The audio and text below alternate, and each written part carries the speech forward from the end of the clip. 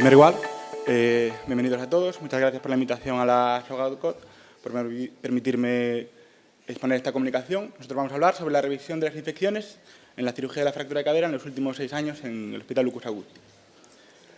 Como hemos ya hablado nuestros compañeros, no me voy a repetir mucho, la cirugía de la fractura de cadera es una de las más prevalentes que tenemos en nuestra especialidad. En este gráfico expongo un poco los datos del Registro Nacional de Fracturas de España en los últimos años, en el que se ve la tendencia al alza, con una edad media que entre la octava y la novena década de la vida, sobre todo predominando en mujeres. Esta la vamos a clasificar, como ya hemos dicho, en fracturas intracapsulares, que sobre todo es la subcapital, y extracapsulares, per y subtrocanteria.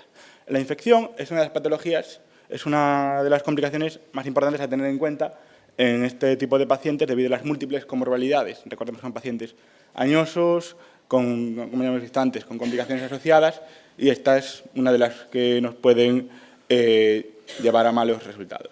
Existen múltiples clasificaciones en base a diferentes criterios. Nosotros, para simplificar, la vamos a dividir en su cronopatogenia en agudas, durante los primeros 90 días, y crónicas, pasando este tiempo. Debido a la importancia de esta complicación, hemos estudiado las infecciones en los últimos 6 años. El periodo de estudio se centra entre 2018 y 2024. Hemos utilizado nuestra base de datos de infección sobre material implantado, en este caso en las fracturas de caderas, estudiando la cronopatogenia, el tiempo desde que se interviene hasta que se diagnostica la infección, la profilaxis antibiótica utilizada, los cultivos, el tratamiento tanto quirúrgico como médico y las comorbilidades y resultados posteriores. Hemos obtenido, a lo largo de este tiempo, un total de 24 casos, divididos en 11 fracturas subcapitales y en total 13 extracapsulares, divididas 7 fracturas subtrocanterias y 6 pertrocanterias. La edad media y el sexo no difieren en los datos que pusieron ahora nuestros compañeros. Son mujeres añosas, en torno a los novena década de la vida. Y en cuanto a la profilaxis, en nuestro centro la más prevalente ha sido la cefazolina. Se ha usado en casi todos los casos, excepto en 3. En 2, por alergia a la penicilina, se utilizó la tecoplanina. Y en 1 se utilizó piperacilina tazobactam, dado que la paciente ya estaba bajo ese tratamiento por una infección previa. Los datos de incidencia los vemos en este gráfico. Vemos que a lo largo de este periodo hemos estudiado un total de casi 2.300 pacientes, divididos aquí en 2018 hasta 2023. A lo largo de este periodo tenemos un total de 22 infectados. En el primer año vimos un caso de entre 375 con una incidencia de 0,27. En el 2019 llama la atención que hemos revisado 432 casos y no ha habido datos de infección. Esto puede ser debido a que, coincidiendo con la pandemia COVID, la obtención de datos no ha sido del todo lo más eficaz posible. Es por ello que la incidencia global está ajustada sin tener en cuenta ese año. En los siguientes años vamos a ver cómo la incidencia va creciendo de 3 casos en 2020 hasta los últimos 2 años, teniendo 7 casos con una incidencia casi del 2%. La global es de 1,2 sin tener en cuenta los datos del 2019. En cuanto a la cronopatogenia, vamos a tener una predominancia de infecciones precoces durante los primeros 90 días. Eso corresponde a 19 casos, con el tiempo medio de unos 30 días desde la cirugía. La infección crónica se dio en 4 casos, con un tiempo medio de 5 meses, y hemos tenido un caso de infección hematógena aguda, una fractura pertrocanteria que pidió a una bacteriemia sistémica generar una infección. En cuanto a la distribución microbiológica de los pacientes, hemos obtenido un 30% de casos que la predominancia ha sido polimicrobiana. Desglosándolos en base al estudio gram positivos y gram negativos, hay predominancia de los primeros, y en cuanto a los más frecuentes han sido sobre todo bastante virulentos. El Staphylococcus aureus meticillin resistente es el más frecuente, seguido del Staphylococcus epidermidis. De los 5 casos hemos tenido 2 en cultivo polimicrobiano y 1 multiresistente, seguido de E. coli, Klebsiella, de los cuales también hemos tenido un BLE en cada uno de ellos. También tenemos un caso de infección fúngica y 1 de cultivos negativos. Con todos estos datos, yo me planteo una pregunta para el público, es ¿qué tan eficaz es la cefazolina, que es la que usamos predominante en la profilaxis, dado que hemos visto que la mayor parte de infecciones más complejas y más resistentes son resistentes a este antibiótico? En cuanto a los resultados del tratamiento quirúrgico, en las fracturas intracapsulares el predominante ha sido el recambio en un tiempo. En total han sido 6 los casos que se han recambiado, aunque hay que tener en cuenta que uno de ellos fue, la idea era hacer un recambio en 2 tiempos, que no llegó al segundo, y en otros 2 fue fracaso de Dyer, que terminó en el recambio. El Dyer fue la segunda intervención más frecuente, seguido de un caso de Girdlestone. En las fracturas extracapsulares, el desviamiento se lleva la mayoría, seguida de la extracción del material de osteosíntesis, y luego tenemos 3 casos, uno de supresión antibiótica, un paciente que lamentablemente no pudo llegar a la cirugía, un caso de Girdlestone y un recambio del enclavado. En cuanto a las comorbilidades que presentaban nuestros pacientes, hay que destacar que tenían un índice de Charson medio de 6,75, una enfermedad renal crónica junto con la diabetes mellitus, son las enfermedades más frecuentes. La dependencia se vio en casi un 20% de los casos, aunque hay que destacar que no se midió mediante la escala de Bartel, sino mediante revisión de la historia clínica. Y la presencia de infecciones clínicas y de institucionalización también data a tener en cuenta. A lo largo del año predominan las infecciones durante los meses de invierno, como se ve en invierno y en otoño, entre los meses más fríos. Y el dato más demoledor que nos tiene que llamar la atención es el 73% de fallecidos. Corresponde a 8 de los 24 pacientes estudiados, de los cuales la mitad, 4, han fallecido durante el tratamiento de la infección. Un caso antes de llevarse a cabo la cirugía, como hemos adelantado antes, y los 3 siguientes de media en los 10 primeros días después de la cirugía.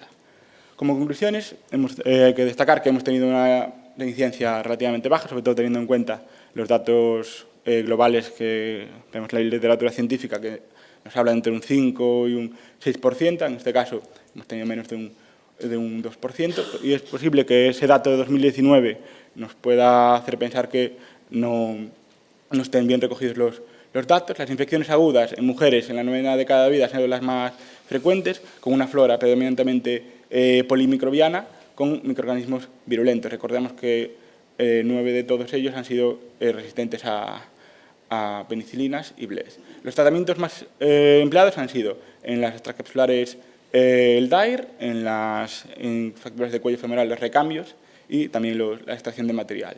Las comorbilidades, como hemos visto, ensombrecen gravemente el pronóstico, llevándonos a una importante mortalidad. Ya estaría.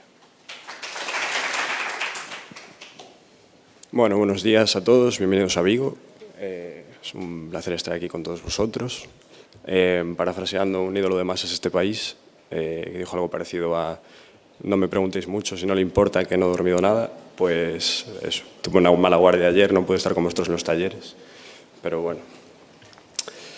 El objetivo de este trabajo que traemos hoy es un poco pues, caracterizar la población que tenemos en nuestra área sanitaria y las fracturas, que es uno de los grandes caballos de batalla de nuestra patología, de nuestra profesión.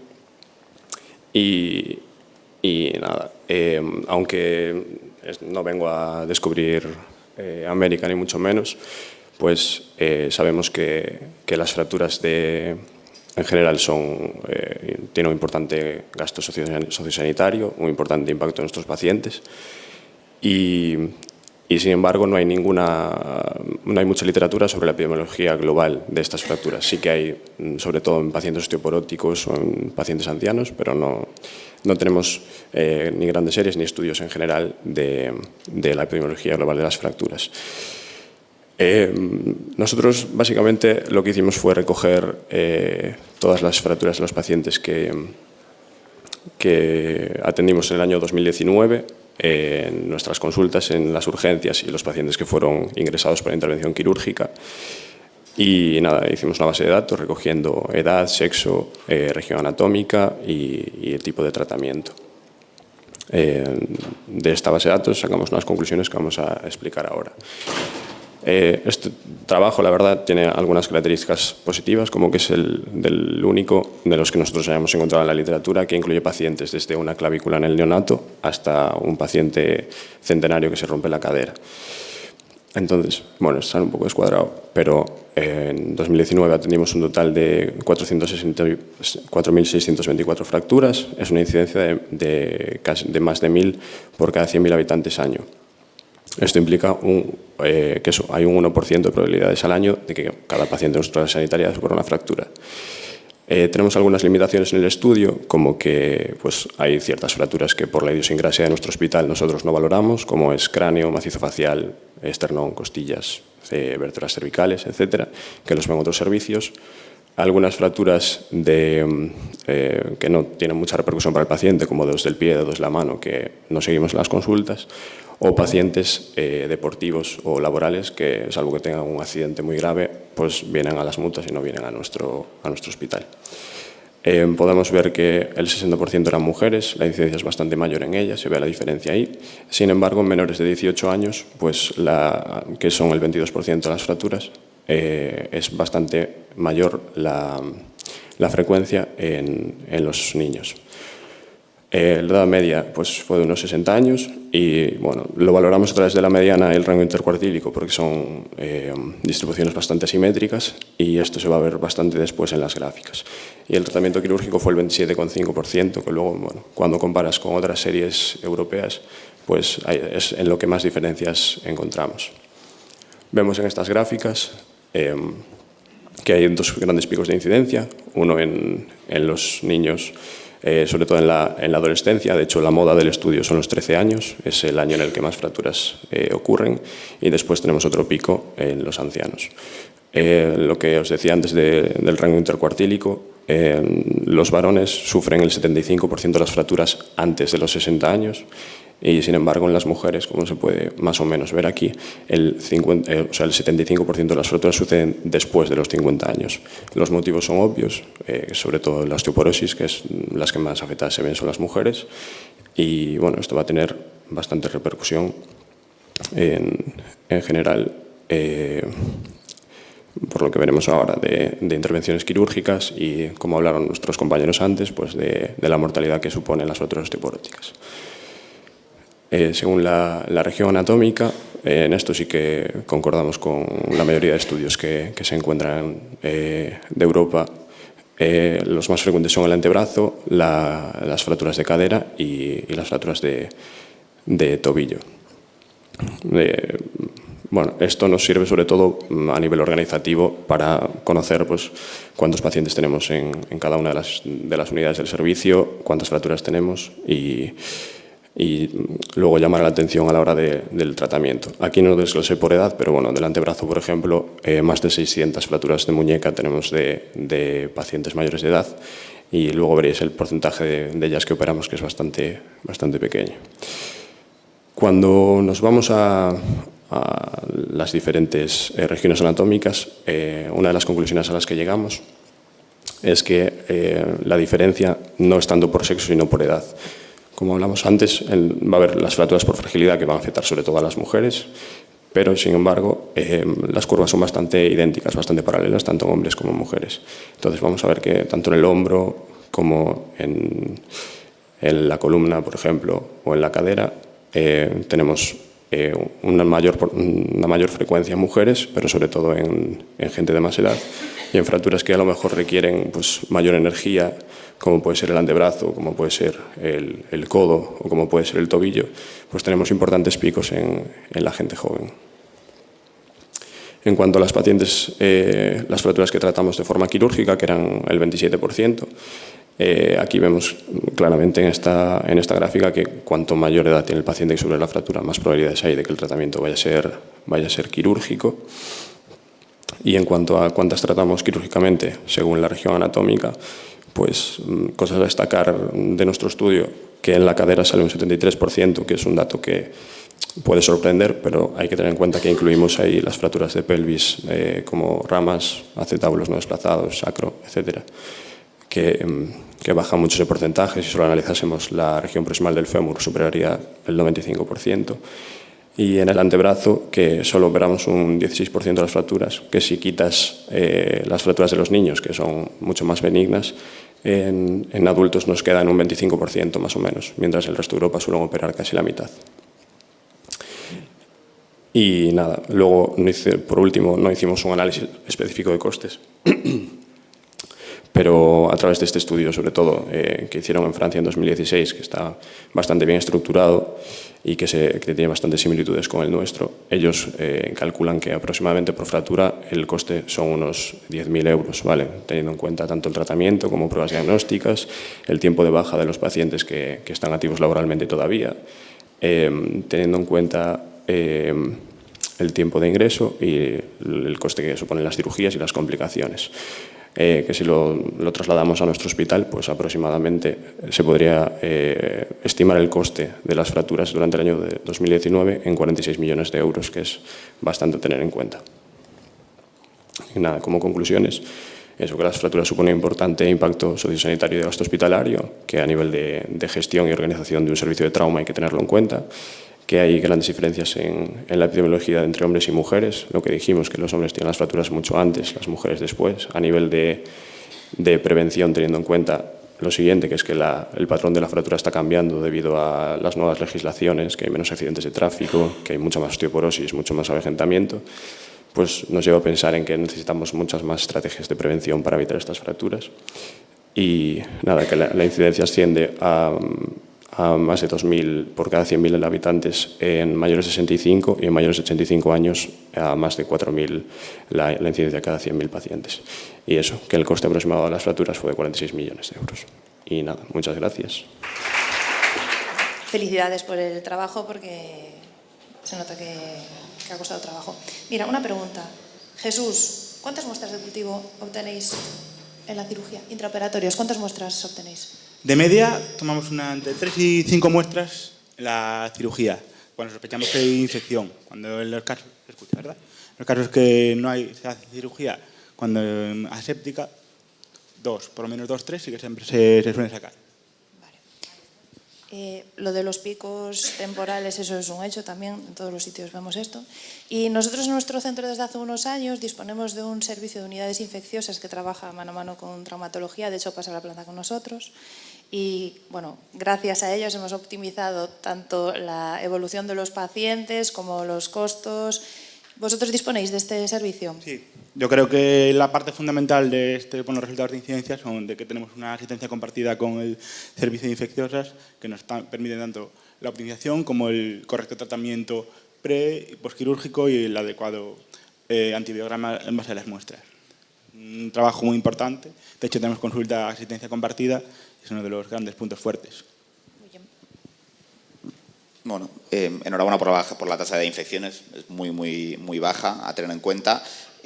¿Algún protocolo prequirúrgico o algo que digáis o que tengáis la sensación de que puede marcar la diferencia o de que por ahí pueden ir los tiros diferente a lo habitual?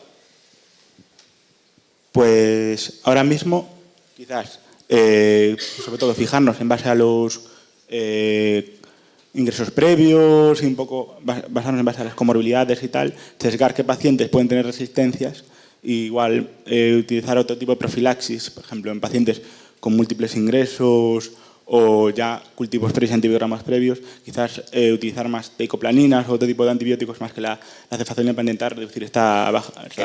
El día antes, por ejemplo, hacéis el tema, por ejemplo, los enemas, una preparación intestinal para evitar que el día de la cirugía, el clásico, bueno, accidente por raquídea, o no. En nuestro hospital hasta ahora no se realiza.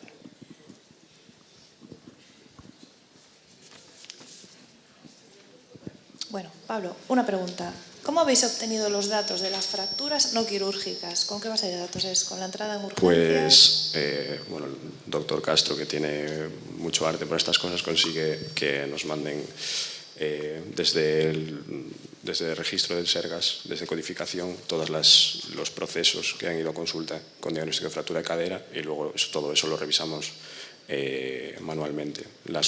Tenemos 2 consultas de revisión de fracturas, que son, bueno, una en el Meixo y otra en el Cunqueiro, y todos los pacientes que acudieron a esa consulta los revisamos, filtrando todo lo que no eran fracturas. Entonces, esa justo no fue la parte más difícil de conseguir. Lo más difícil de conseguir fueron, sobre todo los niños, porque ingresan en pediatría, entonces nos era mucho más complicado acceder a esos registros, pero se consiguió también.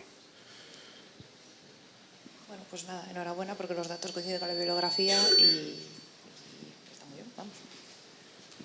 Bueno, enhorabuena por el trabajo, porque tuvo que ser duro recoger tanto paciente. Mi pregunta iba, si revisando todos esos pacientes, visteis muchos casos de segundas, terceras fracturas, sobre todo mujer, posmenopáusica, osteoporosis, esa segunda o tercera fractura, y notasteis que quizá el traumatólogo no hacía o no intervenía mucho en ese tratamiento de la osteoporosis, ¿no? De decir, oye, lo hemos visto por una primera fractura osteoporótica, no se ha puesto ningún tratamiento preventivo o tratamiento de la osteoporosis. Bueno, un dato que no comenté son que hay casi 350 pacientes que tuvieron dobles fracturas, que son sobre todo señoras que se hacen fractura cadera más muñeca o cadera más hombro o similares, y después sí hubo varios pacientes que se repetían en el estudio, que habían ingresado a lo mejor por una fractura de radio y luego aparecían con la fractura de cadera. Por eso sí que hablaba de que de cara a evitar toda esta avalancha de fracturas que tenemos y lo que suponen para los pacientes, sí que hay que dar un poco más de énfasis a la prevención. Muy bien, pues muchas gracias a los dos.